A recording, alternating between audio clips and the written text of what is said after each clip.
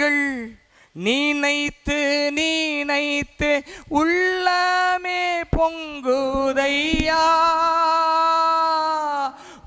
வல்ல செயல்கள் நினைத்து நினைத்து உள்ளமே பொங்குதையா. நல்லவரே நன்மை நன்றி நன்றி ஐயா. ஆஹா நல்லவரே நன்மை ஆமே நன்றி நன்றி ஐயா. நல்லவரே வல்லவரே ஆராதனை ஆராதனை. எங்கள் அன்பு நிறைந்த பிதாவே, தொடர்ந்து எங்களோடு பேசும் ஆசீர்வாதி இயேசுவின் நாமத்தில் கேட்கிற நல்ல பிதாவே, ஆமென். ஹல்லேலூயா. கர்த்தருடைய நாமம் மகிமைப்படுவதாக. இந்த நாளில் செய்திக்காக நம்ம ரோமருக்கு எழுதின நிருபம் 16:20 ஆரம்பித்தோம். அந்த வசனத்தை திரும்ப வாசிக்கலாம். நம்முடைய வாழ்க்கையில் பிசாசின் கிரியைகள் அழிக்கப்படணும், சாத்தானை நம்முடைய காலின் கீழே தேவன் நசுக்கி போடணும்னா என்ன செய்யணும்னு நம்ம 3 வாரங்களை பார்த்துருக்கிறோம். இது கடைசி வாரம். இந்த வாரத்திலையும் அதுக்கு என்ன செய்யணும், அதாவது தேவன் வல்லமையுடையவர், அவர் சாத்தானை அழிப்பார், என்ன வேணால் செய்வார். ஆனால் உங்கள் வாழ்க்கையில் இருக்கிற சத்துருக்கள் அழிக்க முடியாமல் இருக்கிறதுக்கு காரணம் நீங்கள் உங்களுடைய வாழ்க்கையில் சில விஷயங்களை சரிப்படுத்தாததுனால வருகிற விஷயங்கள். அல்லேலூயா அல்லேலூயா அல்லேலூயா. சத்தமா சொல்லாமா? அப்ப இன்னைக்கு கிறிஸ்தவத்தில் அநேக தோல்விகள். கிறிஸ்தவம் வளர்ந்திருக்கா அப்படின்னு கேட்டால் கிறிஸ்தவத்தின் எண்ணிக்கை வளர்வது வளர்ச்சி கிடையாது, தரத்தில் வளர்வது தான் வளர்ச்சி. அல்லேலூயா. நான் 33 வருஷமாக பிரசங்கம் பண்ணிட்டு தான் இருக்கிறேன், இதே ஊரில் பண்ணிட்டு தான் இருக்கேன். இதுக்கு வர்றதுக்கு முன்னாடி ஒரு 7 வருஷம் பிரசங்கம் பண்ணிட்டு இருக்கேன். கிட்டத்தட்ட 40 வருஷமாக பிரசங்கம் பண்ணிட்டு இருக்கிறேன். மோர் தென் 40 இயர்ஸ் பிரசங்கம் பண்ணிட்டு இருக்கேன். 16 வயசுல என் பிரசங்கத்தை ஆரம்பித்தேன். பிரசங்க உழைத்து பண்ணிக்கிட்டே இருக்கிறேன். நான் போகிற இடங்களெல்லாம் மக்களை பார்க்கிறேன். அவர்கள் தரத்தை விட அளவை தான் பார்க்கிறார்கள், தரத்தை விட்டு விடுகிறார்கள். Quality is more important then quantity. Quantity நமக்கு முக்கியம் கிடையாது, ஒருத்தர் தான் தரம் எப்படி இருக்குன்றதான் முக்கியம். அப்ப அதுக்கு காரணம் என்னவாக இருக்கணும் தெரியுமா? வசனத்தில் நாம் நடக்கிறோமா? we are walking in the light of God or not?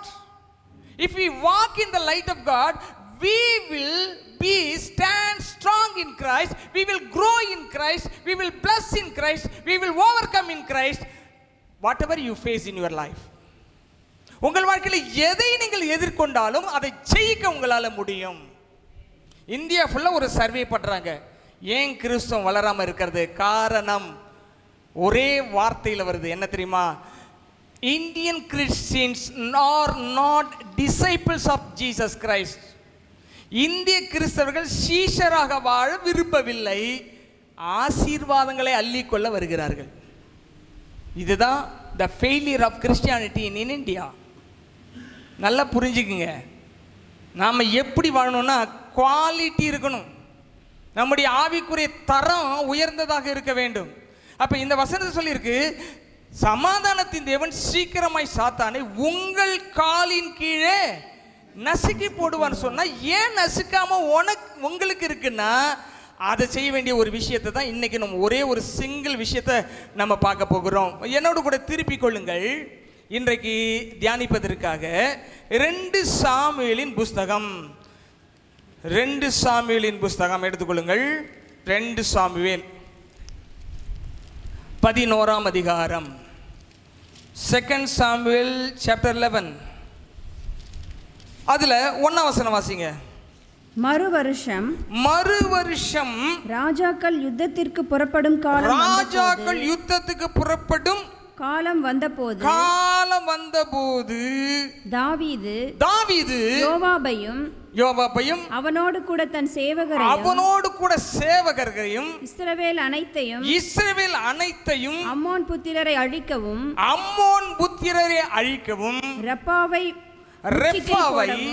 முற்றுகை போடவும் அனுப்பினான். நல்லா கவனிங்க. there is a time of war and occupy the territory nearby Israel. இஸ்ரவேலுக்கு அருகில் உள்ள எல்லை பகுதிகளை பிடித்து எல்லை விரிவாக்கும் பணியிலே ஈடுபடுகிறார். This is a time of war.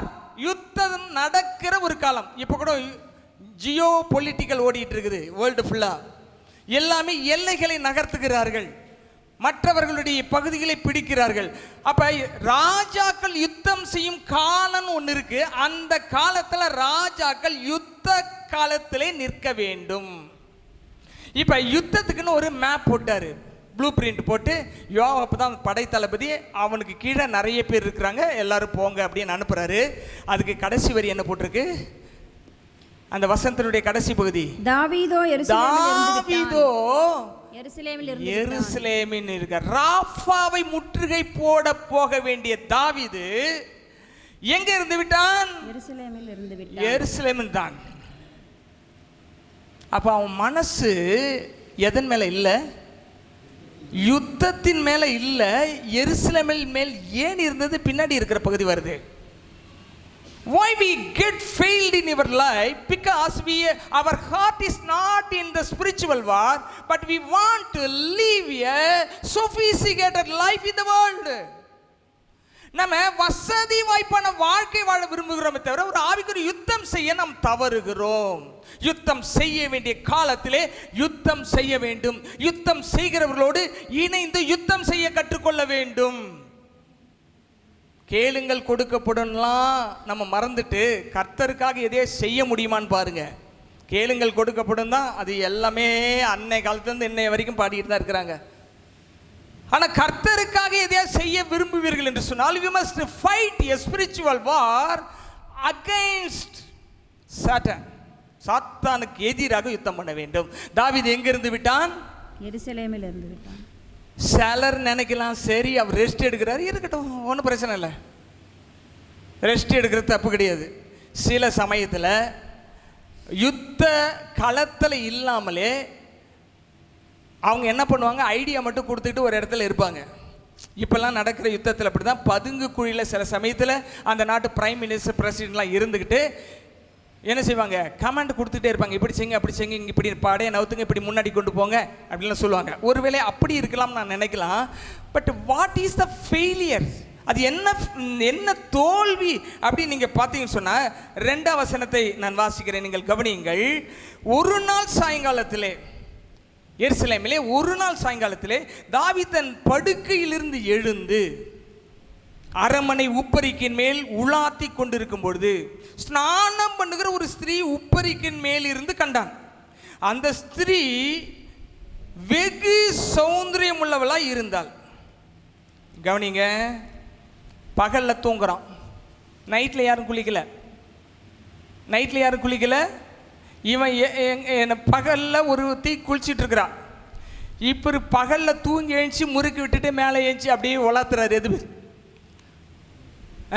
ஒரு 4 அடுக்கு மாடி உயரன்னு வச்சுங்களேன், கணக்கு ஒரு 40-50 அடி உயரத்தில் நின்று அப்படியே சுற்றி பார்த்தாக்கா எருசலேம் பட்டணம் அழகாக தெரிகிறது. எருசலேம் பட்டணத்தில் சூரிய வெளிச்சம் அடிச்சுன்னா தங்கமாக மின்னும். அந்த கற்களுடைய அந்த நிறத்திற்கு, அந்த வெளிச்சத்துக்கு தங்க நிறமாக மின்னும். இப்போ இவர் எங்க இருக்க வேண்டியவர்?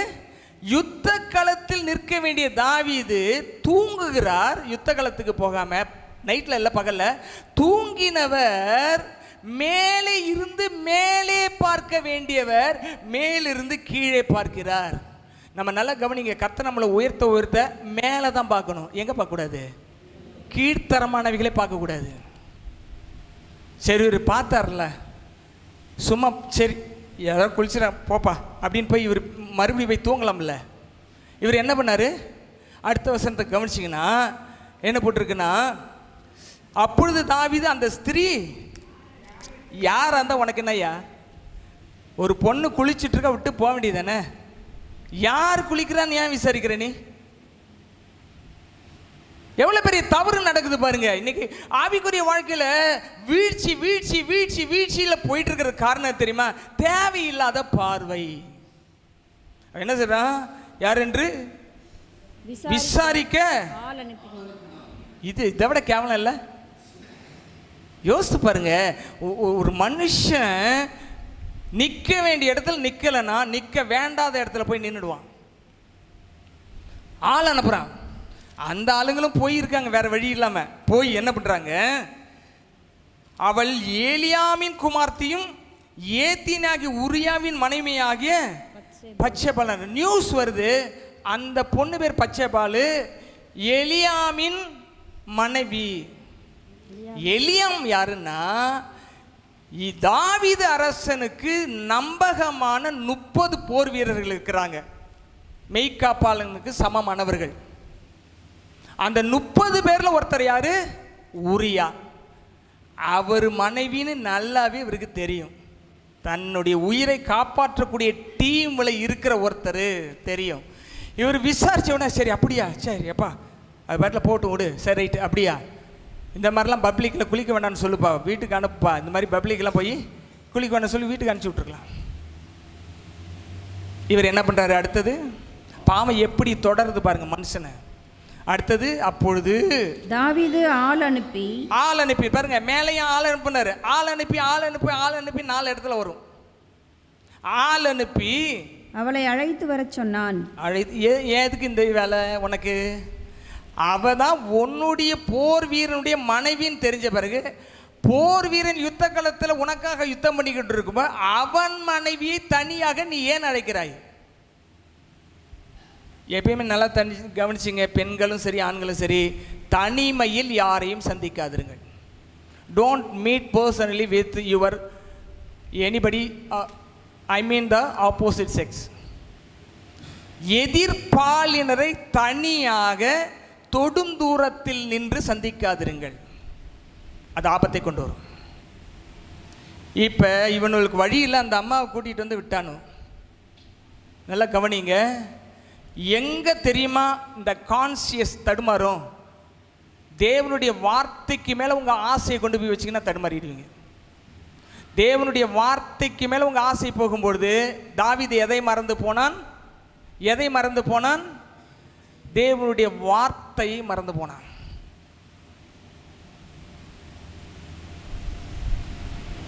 தாவீதுக்கு ஏற்கனவே கல்யாணம் இருக்கா இல்லையா? மீகால்னு ஒரு மனைவி, கேத்தூரால்னு ஒரு மனைவி, சரியா? அது இல்லாமல் 10 மறுமனையாட்டிகள், 12 பேர் வீட்டுக்குள்ளே இருக்காள்வோ. 12 பேர் வீட்டுக்குள்ளே இருக்கிறாங்க. இவனுக்கு ஆசை இருக்குன்னா என்ன செய்யலாம்? இந்த 12 பேர் யாரையா ஒருத்தர் கூப்பிட்டுருக்கலாம். இப்போ இவன் பாருங்க, இன்னொருத்தன் மனைவியின் மீது ஆசைப்பட்டு அவளை அழைத்து அவளோடு பாவம் செய்கிறான்.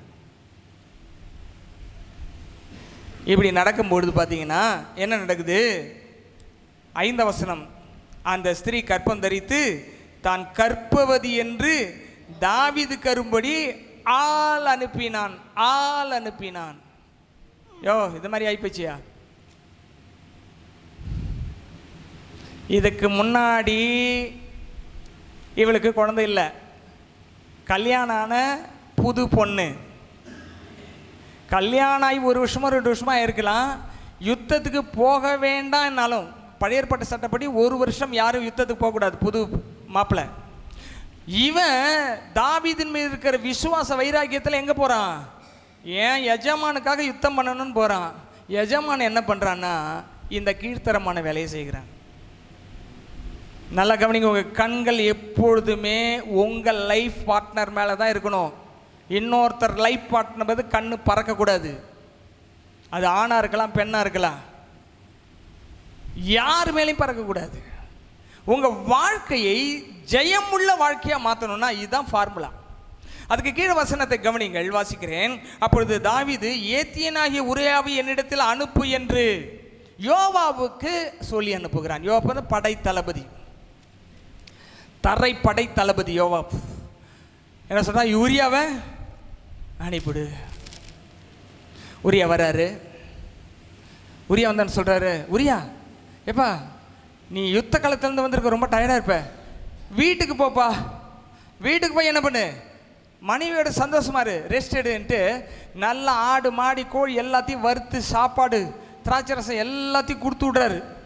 ஆனால் இவன் தாவீது அரசனுடைய அரண்மனை வாசப்படியிலே விழுந்து தூங்கிட்டு இருக்கிறான். மறுபடியும் சொல்கிறாரு, போப்பா நான் சொன்னால் கேட்க மாட்டேயான்ட்டு நிறையா திராட்சை ரசத்தை ஊற்றி போதை வரை வைத்து மறுபடியும் போன்னு சொன்னாலும் போகலாம். அவன் அங்கேயே இருந்துட்டான். தாவீதுக்கு என்ன ஐடியான்னா, இந்த கற்பம் தரித்தல் உரியாவினால் வந்ததுன்னு உரியா மீது பழியை போடுறதுக்காக இந்த ஏற்பாடு பண்ணான். அது பழிக்கலை. அவனுக்கு என்ன நோக்கன்னா, குழந்தை என்னுடையது, இனிஷியல் அவனுடையதாக இருந்துட்டு போதே அப்படின்னு ஒரு ஐடியா பண்ணுறான். ஃபெயிலியர் ஆகிப்போச்சு. இப்போ யோசிக்கிறான், இவன் இருந்தான்னா நான் சந்தோஷமாக இருக்க முடியாது, இவன் உயிரோடு இருந்தால் நான் சந்தோஷமாக இருக்க முடியாது, எனக்கு அவ தான் வேணும், அதனால் இவனை ஒழிச்சு கட்டணும்னு ஒரு கீழ்த்தரமான எண்ணம் தாவீதுக்கு வருது. என்ன பண்ணுறான் தெரியுமா? நீங்கள் கீழே வாசிக்க, நான் சுருக்கமாக சொல்கிறேன். அவன் கீழே யோவாபுக்கு லெட்டர் எழுதுகிறான். எழுதி சொல்கிறான், நீ உரியாவை யுத்தம் மும்மரமாய் நடக்கிற இடத்திலே நிற்க வைத்து அவர்கள் வில் வீரர்கள் வில்லை அம்பை எய்யும் பொழுது அவனை தவிர மீது எல்லாரும் பின்வாங்குங்கள், அப்பொழுது எல்லா அம்புகளும் உரியா மீது விழுந்து அவன் செத்து போவான். What a plot is it? What a king he is. How dare to kill a person, a righteous person. ஒரு உண்மையான நீதியான நேர்மையான ஒரு மனுஷனை கொல்றதுக்கு ஒரு சதி திட்டம் வகுக்கிறானே, அது எவ்வளவு மோசமான செயல். அவனை மறுபடியும் வீட்டுக்கு போய் அந்த அம்மா பார்த்தானா கூட தெரியல, கிளம்பிட்டான். யுத்த களத்துக்கு போகிறான். யுத்த களத்தில் அவன் சொன்னபடி யோவாப் செய்கிறான். ஊரியா இறந்து போகிறான். ஊரியா இறந்து போன பிறகு, சடங்கெல்லாம் முடிஞ்ச பிறகு பச்சைபாலை அரண்மனைக்கு கொண்டு வந்து உட்கார வைத்து மனைவியாக்கி கொண்டான். ஆண்டவர் இதை பார்க்கிறார். எப்பவுமே நீங்கள் தப்பு செய்யும்போது ஆண்டவர் தடுக்க மாட்டார். எல்லாம் முடிஞ்ச பிறகு கர்த்தர் பேச ஆரம்பிப்பார். அப்படி தான் தாவீதுக்கு பேசினார். யார் வந்தது தெரியுங்களா? யார் வந்தது தெரியுங்களா? வசனம் பாருங்க, 12ஆம் அதிகாரம். கர்த்தர் நாத்தானை தாவீதினிடத்தில் அனுப்பினார். இவன் அவனிடத்தில் வந்து அவனை நோக்கி, ஒரு பட்டணத்தில் 2 மனுஷர் இருந்தார்கள், ஒருவன் ஐஸ்வர்யவான், மற்றவன் தரித்திரன். ஐஸ்வர்யவானுக்கு ஆடு மகள் வெகு திரளாய் இருந்தது. தரித்திரனுக்கு தான் கொண்டு வளர்த்த ஒரே ஒரு சின்ன ஆட்டுக்குட்டியை தவிர வேறொன்றும் இல்லாதிருந்தது.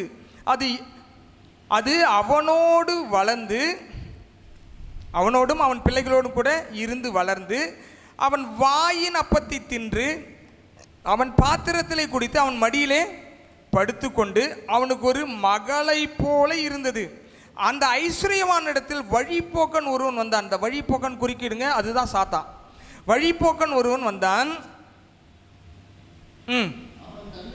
அவன் தன்னிடத்தில் வந்த வழிப்போக்கனுக்கு சமையல் பண்ணுவிக்க தன்னுடைய ஆடு மாடுகள் ஒன்றை பிடிக்க மனதில்லாமல் அந்த தரித்திரனுடைய ஆட்டுக்குட்டி பிடித்து அதை தன்னிடத்தில் வந்த மனுஷனுக்கு வழிப்போக்கனுக்கு சமையல் பண்ணிவித்தான் என்றான். அப்பொழுது தாவீது அந்த மனுஷன் மிகவும் கோபம் உண்டவனாகி நாத்தானை பார்த்து, இந்த காரியத்தை செய்த மனுஷன் மரணத்துக்கு பாத்திரனாய் இருக்கிறான் என்று கர்த்தருடைய ஜீவனை கொண்டு சொல்லுகிறேன் கத்தனா.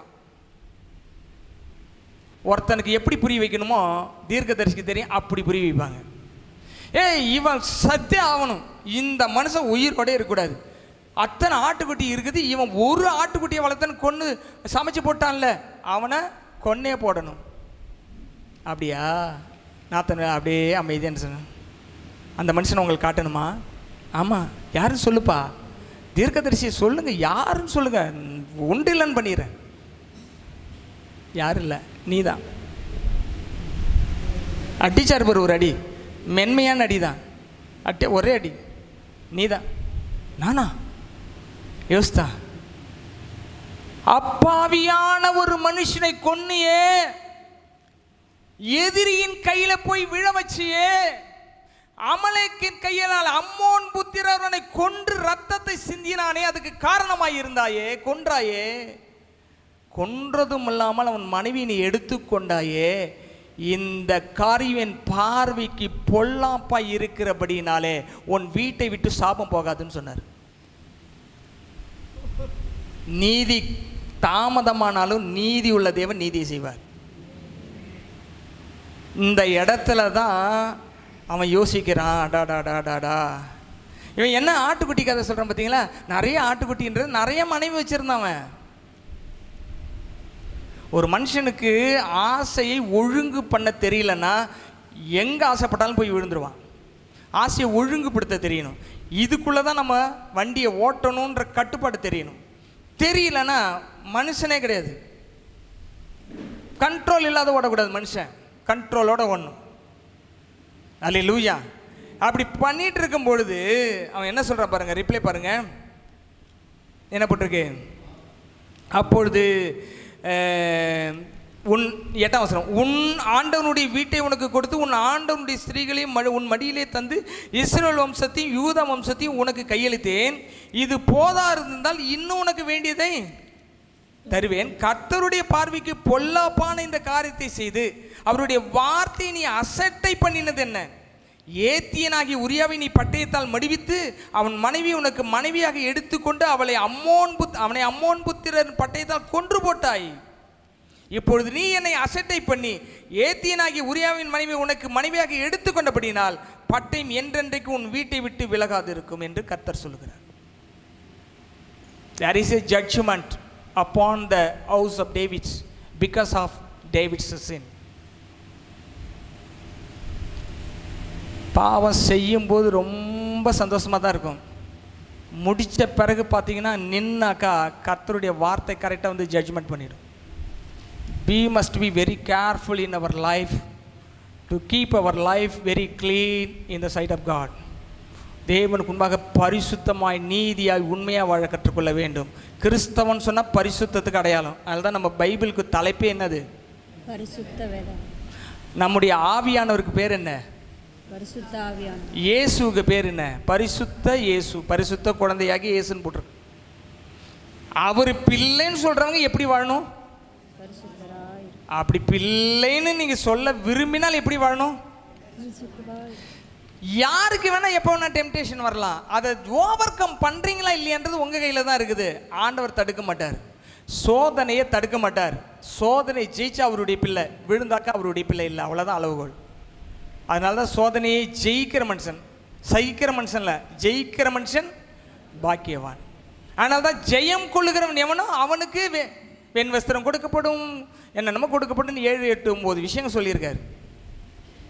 இப்போ தாவீதினுடைய ஃபெயிலியருக்கு காரணம் கர்த்தர் கிடையாது, அவன் தான்.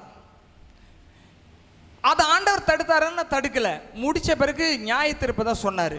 இப்போ நீங்கள் கவனிங்க, ஆதாம் ஏவாள் 2 பேர் தான் இருக்காங்க. ஏவாள் போய் பழத்தை பறிக்கிறார். பறிக்க போகும்பொழுது ஆண்டவருக்கு தெரியும். ஏன் தடுக்கலை? ஒரு மனிதன் சுயமாய் சிந்தித்து ஒன்றை முடிவு பண்ணால் அதை தடுக்க மாட்டார், விளைவுகளை அவன் பார்த்துக்கன்றுவார். அவ்வளோ. இப்போ தாவீது இப்படி செய்ததுனால பின்னாடி நிறைய விஷயம் இருக்குது, அதெல்லாம் நம்ம இன்றைக்கி பார்க்க வேண்டாம். இப்போ கவனிங்க, இதில் என்ன நீங்கள் புரிஞ்சு கொள்ள வேண்டிய விஷயம்னு சொன்னால், சாபங்களை தாவீது வருவிச்சு விட்டான். தன்னுடைய சந்ததிக்குள்ள சாபங்களை கொண்டு வந்துட்டான். நிறைய இருக்குது பின்னாடி, நீங்கள்லாம் வீட்டில் போய் நீங்கள் வாசிங்க. இப்போ நீங்கள் சங்கீதத்தில் நீங்கள் வாசித்து பார்த்தீங்கன்னு சொன்னால், இதுக்கு பிறகு இதுக்கு முன்னாடி பார்த்தீங்கன்னா சவுலனை துரத்திக்கிட்டே இருப்பான். யுத்தம் நடக்கும்பொழுது தாவீது தூய்மையான கையோடு இருந்தார், தூய்மையான இதயத்தோடு இருந்தார். யுத்தம் இல்லாமல் அமைதியாக இருந்த பொழுது, யுத்த காலத்தில் யுத்தம் செய்யாத பொழுது தவறி விழுந்து விட்டார். இதை செஞ்ச பிறகுதான் 51ஆம் சங்கீதத்தை பாடுகிறார். தாவீது ஏன் ஆண்டவர் மன்னிச்சார்னா, அவர் மனம் திரும்பி பாவத்தை அறிக்கை செய்ததுனால மன்னிச்சார். 59ஆம் சங்கீத தலைப்பு என்ன போட்டிருக்குது? 51ஆம் சங்கீத தலைப்பு என்ன போட்டிருக்கு? வாசிங்க. பத்சேபாளிடத்தில் தாவீது பாவத்திற்குட்பட்ட பின்பு நாத்தான் தீர்க்கதரிசி அவனிடத்தில் வந்து அவன் பாவத்தை உணர்த்தின போது பாடி ராகத்தலைவனுக்கு ஒப்புவிக்கப்பட்ட தாவீதின் சங்கீதம். நல்லா கவனிங்க, இந்த சங்கீதத்தை எழுதினது யாரு? ரைட்டர் ஆஃப் த போயம் யாருங்க? தாவீது. தாவீது எழுதும்பொழுது தலைப்பு யார் கொடுக்கணும்? தாவீது போயம் எழுதுறாருங்க, தலைப்பு யார் கொடுக்கணும்? அவர்தான். இது பொதுவாக பாவம் செய்தவர்கள் விடுதலை ஆகிற சங்கீதம் எழுதியிருக்கலாம்ல. யாராவது ஒருத்தன் தப்பு செய்துட்டானா அதுலேருந்து விடுதலை ஆகுதுப்பா, என் அனுபவத்தில் இந்த பாட்டு எழுதியிருக்கப்பான்னு எழுதலாம்ல. ஆனால் அவனே எழுதுறான். எப்படி எழுதுறான்? பட்சபாலிடத்தில் தாவீதாகிய பொல்லாப்பான மனுஷனாகிய நான் பிரவேசித்த பின்பு நாத்தான் என்ற தீர்க்கதரிசி என்னை எச்சரித்தான், அப்பொழுது நான் உணர்ந்து அந்த பாவத்தை அறிக்கை செய்து பாடல் பாடுகிறேன்னு எழுதுறார். அதை நம்ம சங்கீதம் 28 வாசித்தோம்ல, நீதிமொழி 28, தன் பாவங்களை மறைக்கிறவன் அவைகளை அறிக்கை செய்து விட்டு விடுகிறவனோ இரக்கம் பெறுவான். Don't hide your sin anymore. எப்பயுமே பாவத்தை மட்டும் மறைக்காதீங்க, அது உள்ள கேன்சர் மாதிரி பரவிட்டே இருக்கும். இப்போ இவர் பாடினார் பார்த்தீங்களா, என்ன பாடினாரு? 10ஆம் வசனத்தின் வாசிங்க. தேவனே சுத்த இருதயத்தை என்னில் சிருஷ்டியும், நிலைவரமான ஆவியை என் உள்ளத்தில் புதுப்பியும். அப்போ வாசிங்க. உமது சமூகத்தை விட்டு என்னை தள்ளாமலும் உமது பரிசுத்த ஆவியை என்னிடத்திலிருந்து எடுத்துக்கொள்ளாமலும் இரும். உமது இரட்சணியத்தின் சந்தோஷத்தை திரும்ப தந்து உற்சாகமான ஆவி என்னை தாங்கும்படி செய்யும். சொல்றாரு, என் தாய் என்னை பாவத்தில் கற்பந்தரித்தாள். பாட்டா பாடுறாருங்க. நான் இதை செய்யவனா, நீங்க இதை செய்வீங்களா? அதை செஞ்சதுனால தான் தாவீதுக்கு கிருபை கிடைச்சது. தலைப்பு போட்டு எழுத முடியுமா? ஐசக் இப்படிப்பட்ட ஏதோ பொய் சொல்லிட்டான், திருட்டிட்டான், அப்படி ஏதோ ஒன்று வச்சுக்கல. என்னையே போட்டுக்கிற, உங்களை சொன்னாக்க கோவம் வந்துடும் உங்களுக்கு. போட்டு தலைப்பு திருடின பிறகு மனம் திரும்பி பொழுது எழுதின பாடல். பண்ண மாட்டேன். அவர் பண்ணதுனால தான் தாவீதுக்கு ஒரு கிருபை கொடுத்தாரு. நீ தப்புன்னு ஒத்துக்கிற, ரைட், நீ வா. அப்ப அகிதோப்பேல் அப்படின்றவர் யாருன்னா, இந்த இவர் இருக்கார் இல்லையா, பச்சைபால் யாருடைய மகள்? 2 சாமுவேல் புஸ்தகம் 23ஆம் அதிகாரம் 34 வசனம் வாசிங்க. குயிக்க எடுத்து வாசிங்க. 2 சாமுவேல் புஸ்தகம் 23ஆம் அதிகாரம் 34 வசனம். எஸ். மகாத்தியனின் குமாரனாகிய அகஸ்பாயின் மகன் எலிப்பேலேத். மகாலாயேலின் குமாரனாகிய அகஸ்பாயின் மகன் எலிப்பேலேத் கீலோனியனாகிய அகிதோப்பேலின் குமாரன் எலியாம் என்பவன். எலியாம் யாரு? அகிதோப்பேலின் மகன். எலியாமுடைய மகள் யாரு? பச்சைபால். இப்ப உரியா யாரு? பச்சைபாலுடைய கணவர், ரைட்டா? இப்ப அகிதோப்பேலுடைய பேத்தி யாரு? பச்சைபால். அகிதோப்பேல் யாரு? தாவீதுடைய அரண்மனையில் ஆலோசனை கர்த்தா. தாவீது வயசும் அகிதோப்பேல் வயசும் ஈக்குவல் வயசு. தோழர்கள் 2 பேரும் ஃப்ரெண்டு, க்ளோஸ் ஃப்ரெண்டு.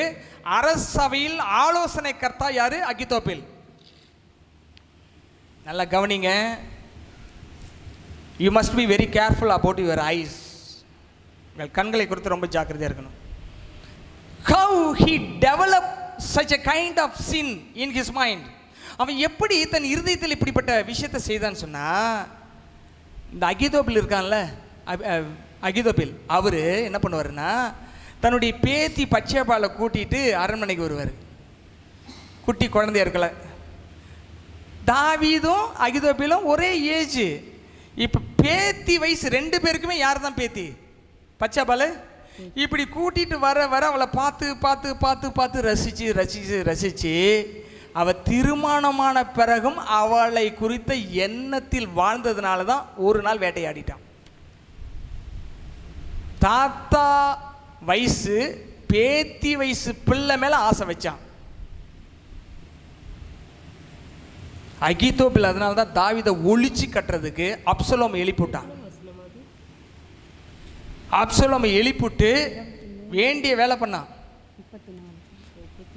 ஆனா தாவீதை ஜெபிக்கிறான். அப்சலோம் ஆலோசனையை அபத்தமாக்கி போட்டுன்னு ஜெபிக்கிறான். கர்த்தர் அதையும் கேட்டு அவனுடைய ஆலோசனை அபத்தமாக்கி போட்டாரு. ஏன் அப்படின்னா, நியாய தீர்ப்புன்னு வரும்பொழுது மனுஷன் செய்யக்கூடாது, தேவன் செஞ்சாதான் சரியா செய்வாரு. அதனால தான் மனுஷனை இன்டர்ஃபியர் ஆக விட மாட்டார் ஆண்டவர். அவர் பார்த்துக்குவார். Don't develop any picture in your mind.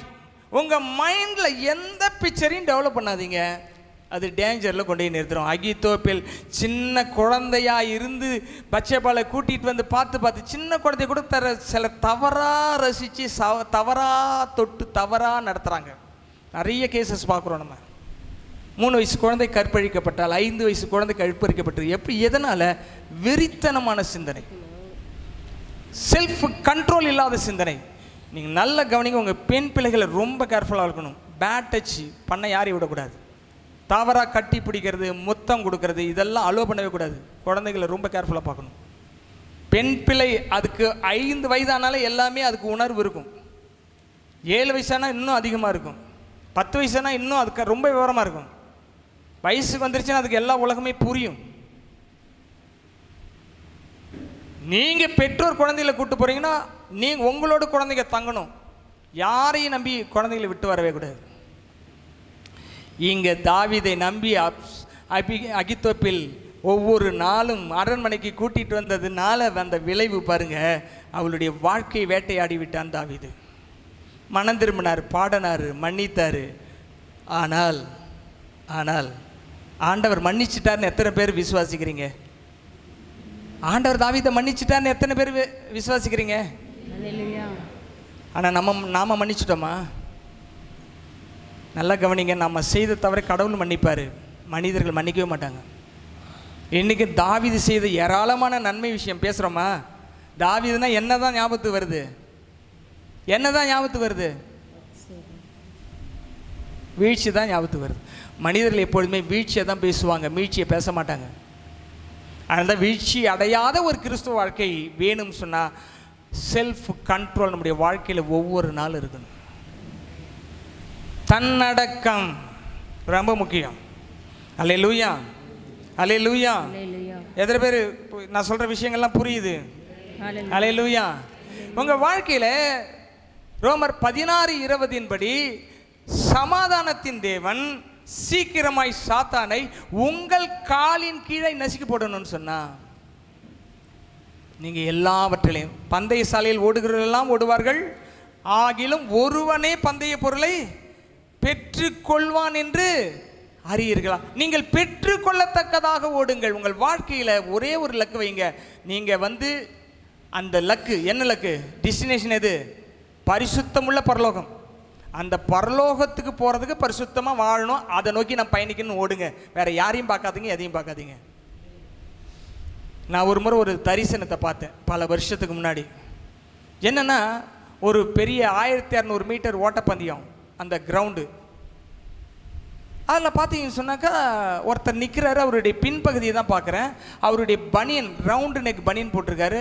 அந்த பனியனுக்கு பின்னாடி சென்ட் பால் அப்படின்னு எழுதிருந்துச்சு, பரிசுத்த பவுல்னு எழுதிருந்துச்சு. இப்போ இப்படி தானே ஓடி வருவாங்க. அவர் ஓடி வர்றதற்கு ஆப்போசிட்டாக கருப்பு உருவம் உள்ள பிசாசுகள், அதுக்கு பின்னாடி ஒருக்கு பின்னாடி அடல்டரி, இன்னொன்றுக்கு பின்னாடி லஸ்ட், இன்னொன்றுக்கு பின்னாடி இப்படி நிறைய எழுதியிருக்கு. பேய்கள்லாம் இவர் இப்படி ஓடி வர்றாருன்னா எதிர்க்க ஓடி வர்றாங்க. இப்போ இவர் ஓடுறாரு. ஓடும்போது அந்த ஆவிகள் அது மேலே மோதுது. இவரும் அவரும் மோதுறாங்க. மோதும் போது பார்த்தீங்கன்னா சாம்பல் பறக்க மாதிரி போகுது, அப்படி பஸ்பமாகி போகுது. நான் அன்னைக்கு நினச்சேன், நான் ஓடனா அவரை மாதிரி தான் ஓடணும். நான் ஓடணும், அப்படி தான் ஓடணும். என் வாழ்க்கையில் எது எதிர்க்க வந்தாலும் அவைகளை சாம்பலாக்கிட்டு ஓடணுமே தவிர அவைகளை ஜெயிக்க கூடாது என்று நான் முடிவு பண்ணி இருக்கிறேன். What is your decision today? You want to overcome the world. You want to overcome the lust of the eyes. You want to overcome the lust of the flesh. You want to overcome the pride of life or not? எதை ஜெயிக்க விரும்புகிறோம்? எதை ஜெயிக்க விரும்புகிறோம்? இந்த காலை வேளையில் God is speaking with you.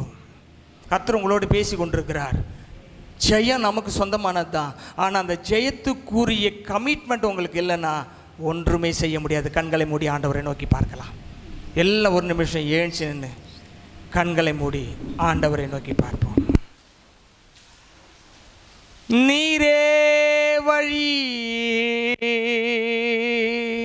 நீரே சத்தியம், நீரே ஜீவன் ஏசையா, எனக்கு நீரே வழி, நீரே சத்தியம், நீரே ஜீவன் ஏசையா.